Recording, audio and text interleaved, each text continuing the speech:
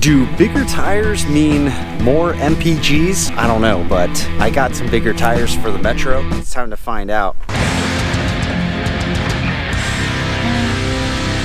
Oh.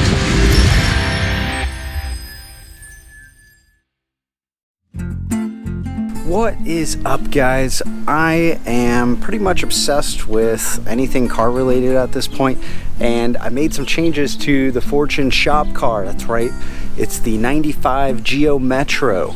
So the car needed new tires, and the question was, what size to go with? There seems to be a lot of really common tire sizes that guys are using for their Metros, but you know, I can't leave anything alone, and I really was interested in going up a tire size, basically going taller and skinnier, because a lot of us are using a tire size that is not the stock one that came on the Geo Metro.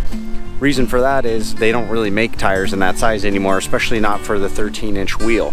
I believe the stock one is a 155/80 on a 13-inch wheel. Before, I had a 175/70. Well, when you switch it up to a shorter, fatter tire, the shorter to me means that the RPMs are going to be a little bit higher, and the fatter means that there's going to be more friction on the road. So at first glance, it seems like that is going to be less miles per gallon for the Metro, which is the whole reason why I have that car, to offset our costs for off-roading. So I've had two Metros now, and both of them had the same tire size on them. It's a 13-inch wheel, and they had, uh-oh, it's getting a little windy. I don't know if the mic's gonna like this. This is a new test. Both of those cars came with the same tire size for the 13-inch wheel, and it was a 175/70 on a 13-inch wheel. So that's approximately 22.8, so it's about a 23-inch tire. Both cars, I ended up getting them right when they needed tires to be changed, and on my white Metro, I decided to just get the same tire size and sell it, and the goal was to switch to a hatchback 3-cylinder 5-speed Metro. But when I got that one, part of the talking down price on that was because it's going to need new tires. They were pretty much bald, rock hard, cracked. They just were no good. They were about to go at any moment, and I didn't want to lose a tire on the road, so I decided to upgrade.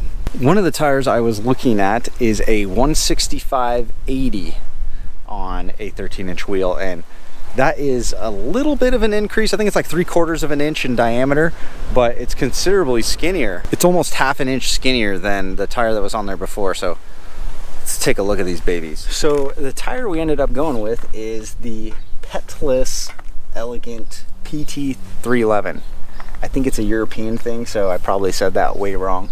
But yeah, it's the, you know, I'll say elegante. Sounds way fancier. PT311, and this one is the 165/80 on a 13-inch wheel. So I'll put them down in the description. I got these ones from Walmart, but there might be some other places to get them from too. Sweet. So like I talked about before, a few of the reasons why I wanted to go with this size tire is, number one, it is a bigger diameter. Usually bigger diameter is going to mean lower RPMs, right? So in our case, that's for sure going to be a thing. And then I wanted a skinnier tire so there would be less friction on the road.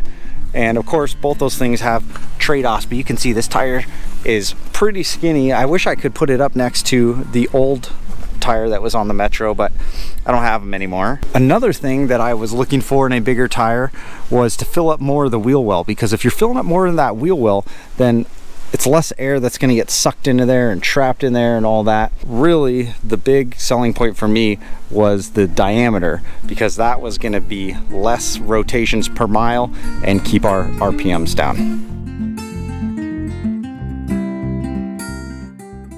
So this is definitely not a popular tire size by any means, and it is definitely not a popular tire. When I was researching what to do, there just wasn't a lot of information on these, and these come off as a economy tire, at least where I was looking previously.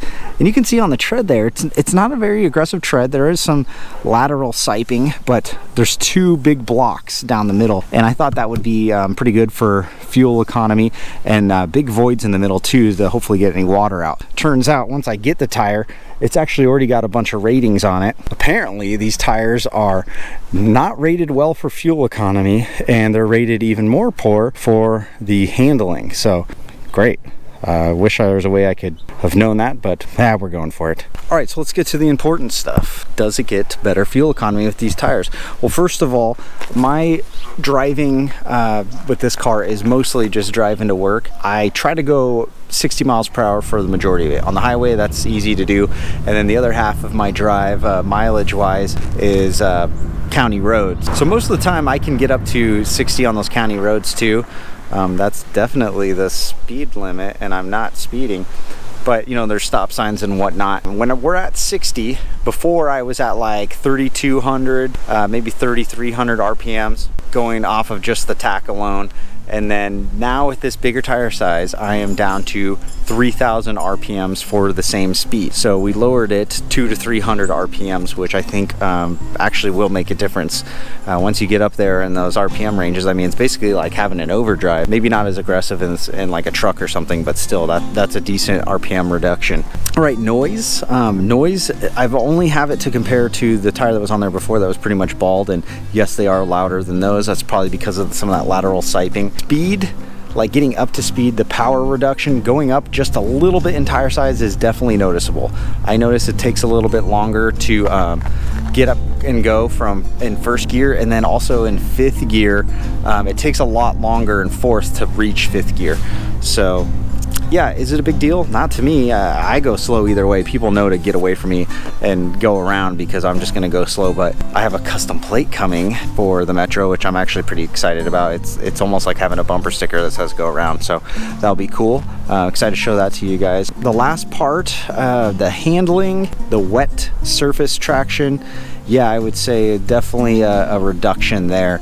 The tire is considerably skinnier. These tires already aren't rated well for that. I don't go around the corners fast. I think that's a death sentence in a Metro. I go pretty slow. The wet handling, I have noticed it's a little bit more squirrely, but I've only felt the tire slip out like one time in all the miles I put on it. I probably put about almost 3,000 so far on here. I feel like that's enough to kind of get the hang of what these tires are going to be like. But overall, yeah, I'm super glad I did this. The most important thing, the fuel economy. What are we getting? Like I said, I'm about 50-50 miles wise with highway and county roads with stop signs. Before, when we had the Metro with no hubcaps, it was just the steel wheel, we were at 43 miles per gallon pretty consistently. Then we upgraded to these silver moon disc babies, and I think it got us about 1 mile per gallon because I started to notice that we're 44 miles per gallon consistently. That's like over 3 or 4 tanks. Then we have the new tire size increase. I think we got about another mile per gallon, I'd say. Originally I thought it was 1.5 miles per gallon, and no, I think we're down around 1. So it's crazy that those hubcaps and this tire size have both factored into that.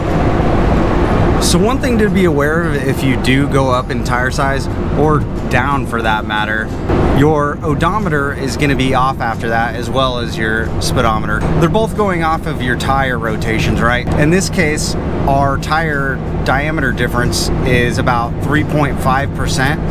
And what that means is for every 100 miles we travel, basically it's going to be off by 3.5 miles.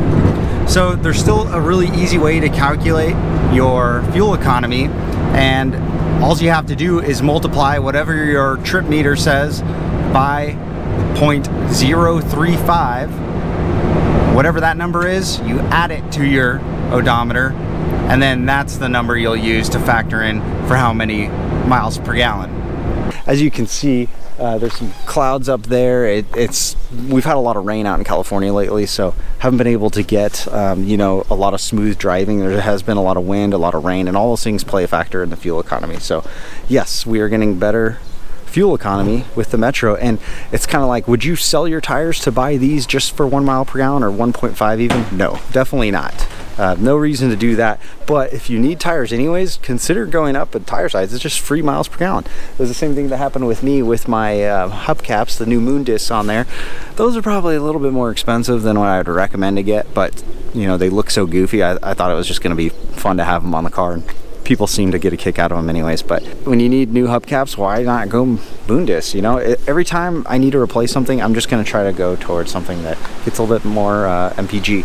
And I know this is an off-road channel, and you know, we're supposed to be working on the Samurai and the Jeep and stuff, but having things like this is a way for me to save money and put more money back into the channel and into the rig. So I'm all about it, and I'm just kind of a nerd for cars right now. Yeah, I like driving the Geo, and any way I can get more MPGs out of it, I'm gonna do. I think the next thing we're gonna do is probably get a vacuum gauge set up and try to do like a DIY fuel economy gauge. You know, I think that'd be kind of fun. Probably could do that for about $100. Is it really worth it in the long run to get any fuel savings out of it? I don't know. I just think it'd be fun, and it'll be something to put on the channel too. So anyways, guys, if you have questions for me, put them down in the comments. Good luck with getting more mileage out of your car so you can save some cash for your crawlers. Thanks for checking out this video, and I will see you guys in the next one.